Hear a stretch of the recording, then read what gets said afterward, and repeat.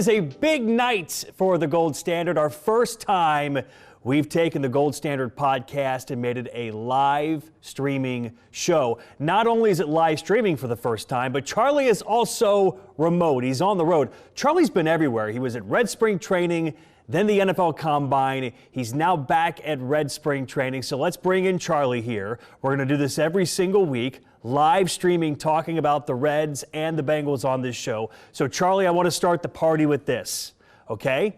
I wasn't sure today to start the show with the Reds and the Bengals. A lot of news going on with both teams. So I'm going to leave it up to you.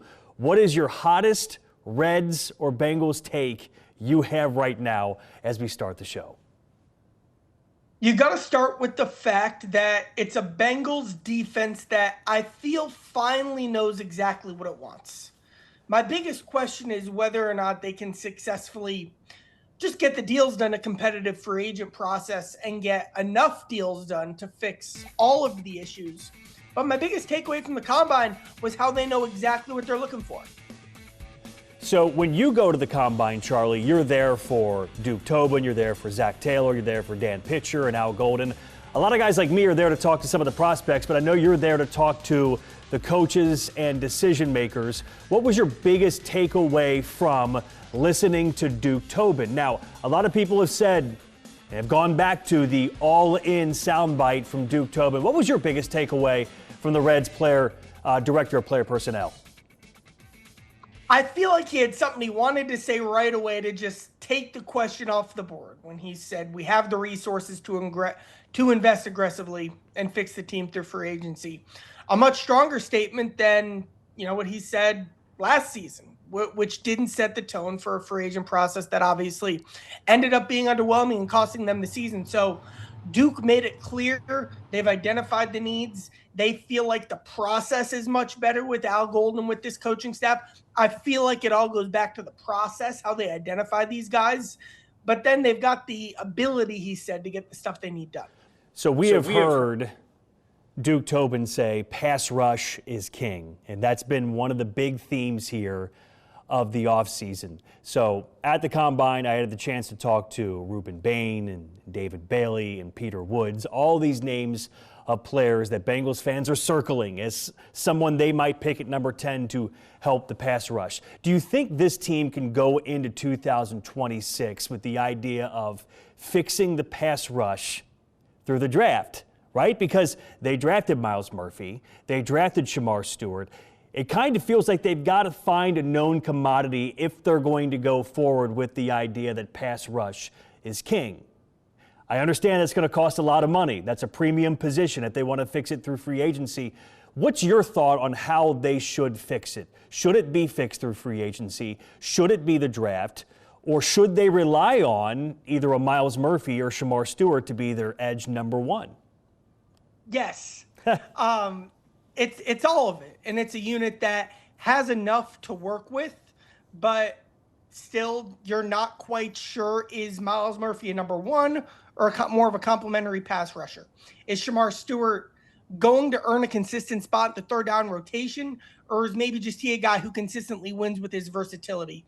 Everyone on the defensive line has their thing and a gap between their floor and their ceiling, and figuring out how you can just do the best you can. And it'd be so much easier if they didn't have the same needs at linebacker and safety, but they do. So because of that, you might not be able to go out and get, 2021 Trey Hendrickson. That was a Bengals team that wasn't paying Joe Burrow at the time. But it's a unit that has enough flexibility and enough resources through free agency in the draft to still get 1, 2, or 3 contributors in some role. It's interesting, Charlie. People have asked me how good the Reds look, and I had an idea as spring training started, looking at this team on the roster, and they add Eugenio Suarez. I knew they were going to be good. I was a little bit taken back when you see it all together, constructed as one, how well it's constructed, that they're even better than I thought they might be. I think they legitimately can, and I might even use the word could be a favorite to win the National League Central. Are the Reds even better than you thought they might be once now you've seen them in person? Yes, and the thing I didn't even realize until kind of I talked to these guys was how many guys were just upset and frustrated by their individual seasons. And then how many guys were hurt or were coming back from injuries and just didn't get to feel like they could be themselves. So you put that all in together, and now different guys will get hurt. Different guys will have down seasons for reasons we can't see coming right now. But just reversion to the mean in that area takes the Reds up 4, 5, 6 wins. And then you add a full year of Sal Stewart, a full year of Chase Burns, a full year after no year from Rhett Loudon, and then a couple prospects who can help this team along the way, and then Eugenio Suarez. So it's a team that fixed and addressed a lot of its weaknesses, and I think then when you look at the young core, it just should be better. Who do you think is the most interesting, important Cincinnati Red? Now, when I say interesting, I know you like to dive sometimes into the players that fans haven't yet heard a lot about. You talked a lot Hector Rodriguez and maybe some guys that are on the come up, and that's awesome. That's why we love you. But we're talking about important fan favorites, everyday Reds. Who do you think is the most important Cincinnati Red at this spring training? Whoever hits second. It's one of the position battles here in spring. And the reason I'm going to leave it at that is, like, whoever that is, it's immediately, there's now like a crown on your head. That is Terry Francona saying, we believe you are incredibly important. It is hand-picking someone and saying, you got to be it. And whether that's Matt McLain, who's important regardless, Spencer Steer, who's important regardless, Noelvi Marte, who's important regardless, or Sal Stewart, who's important regardless, look at all those hitters, because they've all got flaws or areas they've got to address or prove. There is a gap from a positive to a negative outlook, how this season could look like for them. And you can't afford that in the number 2 spot like you had last year. So whoever they believe in the most, as of right now, I would say that Noelvi Marte is going to hit second for the Reds on opening day, but things can change. We'll see. That's a fascinating spot. I know you have said many times on this podcast how much you still believe in Matt McLain. I'm right there with you, Charlie. I am buying all the stock there is on Matt McLain because it'll never get lower, I believe, than it is right now, coming off a down year after the surgery, after taking the year off. Where do you think he is? I know you had the big discussion with him. You got the great article about him trying to find that competitive spirit and be a gamer again. You've had eyeballs on him now for a couple of weeks out in Arizona. What are your thoughts on Matt McLain and his progression into getting back to the kind of player that we all thought he could be as a hitter? My baseball take on McLain is he looks noticeably stronger, and this is most athletic that I've seen and physical that I've seen Matt McLain. Now, will that matter? Who knows? And what I've decided I could tell you about the opposite field hitting he's doing, or what I'm seeing from the way he's running the bases, or the confidence that he's swinging the bat with, but I'm not going to read into that. Matt McLain, I said last year about the Bengals defense, I can't see anything until October. McLain's that way until May. McLain had a great spring last year, and I think they'd tell you the same thing. It'd be disingenuous to read into anything McLain's doing this spring because of the fact, like we've established, what this year's about for him is that competitiveness, that day-to-day grind, and the type of confidence you can only build in the season. How real is the Sal Stewart hype train after fisting and jamming a baseball more than 400 feet for a home run at a spring training game? People have asked me who was my favorite person to talk to at Red Spring Training this year. I said Sal Stewart. I love his confidence. I love his humbleness. It's this mixture of young excitement and also how much people on the team seem to gravitate towards him and the way they talk about him, including some of the great quotes you got from Spencer Steer talking about Sal Stewart. Look, he says he has Rookie of the Year written on his wall and he sees it every morning. This hype train for Sal Stewart is taking off. How real should it be? I believe in the guy, and I believe he puts the work in. Clearly, he did physically. My favorite anecdote of the spring is I learned that last September, Sal was, working long days at the ballpark, playing in must-win games that were exhausting while playing a brand new position at first base. And then he'd go home at night, pull up YouTube, and watch. He'd search Pete Alonso scoops, Eric Hosmer scoops, and he'd just grind the tape. And that type of passion and dedication. Now, a lot of players have it, but you see examples like that that show he's putting in the work. And so, like today, and you mentioned the quote from Steer, we can talk about that. It was great. What I loved today was talking about just two veterans on the team who had never been around Sal before. Nathaniel Lowe, who's won a World Series, who's been a Silver Slugger and is in camp on a minor league deal, but he's an established. He has been an established big leaguer.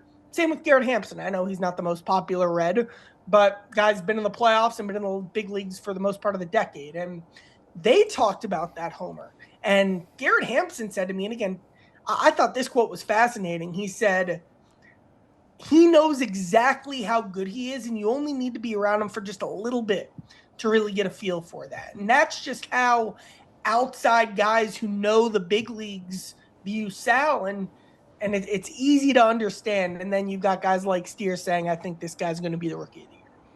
Yes.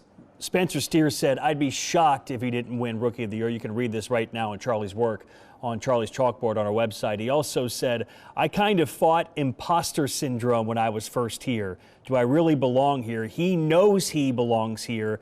That's why he's so good. In the 25 years I've been doing this, Charlie, I've never heard someone reference it as imposter syndrome. I think that was a great quote, but it makes sense, right? I mean, even a guy as good as Spencer Steer, a guy that's going to be a mainstay in the middle of the Reds lineup now for multiple years to come, these guys, when they get up here, they wonder if they can do it. Spencer Steer hit 5 home runs in 18 games while the team's trying to make a playoff push. I think that speaks to not only his ability, but the confidence he has in himself that he can do it. They're a part of it that's exactly the same story. Spencer Steer and Sal Stewart were both called up on September 1st. After being kind of pushed through the minor league system, Spencer was on a terrible 100-loss team and was pretty bad in September of 2022. But we're developing the kids. We're pushing the future of the organization. And Steer was fighting that, and he was kind of getting caught on the hamster wheel of, no, I need to show what I can do. And so he used the word now, imposter syndrome, to define that feeling that was really uncomfortable for him. And he's been open about that since his rookie year. Sal Stewart comes up, shines, flips his bat after a walk in Dodger Stadium, pounds his chest after his first single. Like, it's just what makes him in the big leagues at 22 years old. And now part of that is what makes guys hate playing against him. Like, there's that side of things with Sal Stewart that I think will be interesting to track over the course of the season. But a guy who was a second-round pick, because people questioned his physicality, people questioned his ability to have any sort of upside in any area, he's here because of that drive in himself. Yeah, it's a guy who lost more than 20 pounds, but obviously did not lose his pop. We saw that in that more than 400-foot home run he hit at Red Spring Training. Okay, let's transition now to the Gold Rush. This is rapid-fire questions for Charlie Goldsmith, both Reds and Bengals, Charlie. The first question in the Gold Rush is, we heard yesterday and this week from Zach Taylor and Dan Pitcher. I got the impression from Dan Pitcher that backup quarterback, they want a veteran with experience and maybe not a draft pick. Is that the same take you took away? Yes. Now, if there was a perfect 5th-round pick in this class, but the problem is that it's such a terrible draft class for quarterbacks. And so 5th-round picks are going to be 3rd-round picks, on and on we go. It's a joke, and it sounds like a joke, but like, who had the most high school passing yards, who had the highest completion percentage in college, and who has played for one of Zach, I don't want to say this in a demeaning way, for one of Zach Taylor's friends. Zach Taylor's friends are like the coaching circle, and it's not the McVay tree. Some of it is, but like, it's Clint Kubiak, the new Raiders head coach. As Zach would say, they shared a closet at Texas A&M in like 2007. So like, that tree that Zach came up with through Texas A&M and through Miami, this is more of an LA connection, but like Liam Cohen is one of Zach's friends. Like, someone who has a connection there and maybe a reference there, and then has the play style where they can just complete the curl to Jamar and T and let them do something spectacular. That's exactly what they're looking for. Okay, rapid fire question number 2, and maybe you can help me with this because the term that we're getting from Al Golden and from multiple Bengals coaches, front office, it's the term of the week, force multiplier. That the Bengals are looking for force multipliers on defense. Can you define what a force multiplier is for a football team? Someone who makes the people around you better. Who's a good example? I'm trying to think of someone from here's a perfect example. DJ Reader, first of all, maybe the best leader that defense has had during this era of the Bengals. But DJ Reader to go, let's go in the weeds. What a nose tackle does is they eat blocks and take up double teams. And that lets the linebackers fly in without a 350-pound guard punching them in the face. He opens things up for the linebackers. When you really trust that you have Jesse Bates on the back end, and this is the truth, I'm Eli Apple, I can go after it and make a play, go after the ball, make a play, because I know Jesse has my back, and that impacts the way I play. And while DJ Turner's becoming that, and Dax Hill could grow further into that, and while maybe Miles Murphy as well, they haven't had and need more guys who kind of have that multi-positional impact. And a part of that's versatility. You need versatile guys to be able to do that. And then you need leaders who you trust, who are going to have your back. And those are specific things they're looking for. Charlie Goldsmith is a force multiplier of Fox 19 now. You can't see him. He's smiling. I'm smiling for him. Okay, last one for you, Charlie. In the Gold Rush, 2 pitchers with a lot of great talent and a lot of stuff. Whose new pitch is more significant? Hunter Green's new 2-seamer or Chase Burns and his new changeup? 2 uber talented pitchers with new pitches. Which one do you think is the bigger deal? Fantastic. This is one of my favorite questions I've ever been asked in my history doing this. Fantastic question. I'm going to go with Chase Burns' changeup. Listen, I've done this for long enough. I've seen a lot of young pitchers show up in spring being like, this is the year I'm going to throw my changeup. None of them are throwing it with more conviction than Chase Burns is now. I don't mean this as a slight. Hunter's one of the most talented pitchers in baseball. That includes Hunter Green, who literally abandoned his changeup after 2 or 3 years. Heck, Burns today got a swing and miss off it and got a looking strike off it. And, Hunter Green has an incredibly high ceiling and is at that level. But something that maybe Chase Burns can do that Hunter Green can't is pitch deep into games once he gets there. Once Chase makes that leap. And with a changeup, and then and I know his fastball commands have been spotty this spring, but with an ability to fill up the zone, I think Chase has the ability to be the type of guy who can pitch deep into games with elite stuff, and that's why I love Chase Burns, and Hunter obviously is established with what he does. I have said multiple times since I've come back from spring training, Charlie, that I think the idea that Chase Burns is competing for the 5th starting spot is almost kind of laughable at this point. I think he's closer to the top of the rotation than he is to the bottom of the rotation. I think by the end of the year, you might be looking at a guy you consider one of your 3 best pitchers and not the guy that was competing for the 5th starting spot, even though I think they're going to need all of these guys at some point, right, throughout the season, all 7 of these guys to get through a major league season. Okay, we will finish now with the competing for a rotation spot last year. Yeah. Okay, let's finish off here. We're going to finish off the gold standard with the gold nugget. This is Charlie's time to shine here, where he shares a great story or a great anecdote from an interview he's done. You and I were talking before we started this about Ke'Bryan Hayes. I don't want to steer you in the direction because it's your part of the show here, but what do you have for us in the gold nugget? I love it because Ke'Bryan Hayes is the least talked about everyday player in baseball. That's because you know what you're going to get out of them defensively. And to this point, you know what you're going to get out of him offensively. And for the last 2 years, that's been the worst hitter in baseball, just when you look at OPS, which is an important stat. So I've spent today talking to Nick Kroll, to Terry Francona, to Chris Valaika, and then I sat down for 30 minutes today with Ke'Bryan Hayes. What do you want to be offensively? And then for the Reds, why do you believe in this guy? They feel like they've identified a couple things, getting the ball off the ground, elevating the ball more. Nick Kroll believes very strongly, and I could say a quote, but They're paying him $8 million a year for the rest of the decade. Like follow the money. And Hayes feels like where it starts for him, though. It is the adjustments, but it's also his back. And he feels like the story of his career so far has been injuries. One of them is a chronic back issue. I believe it's a degenerative disc that he just has to learn how to manage. He feels like he's made progress.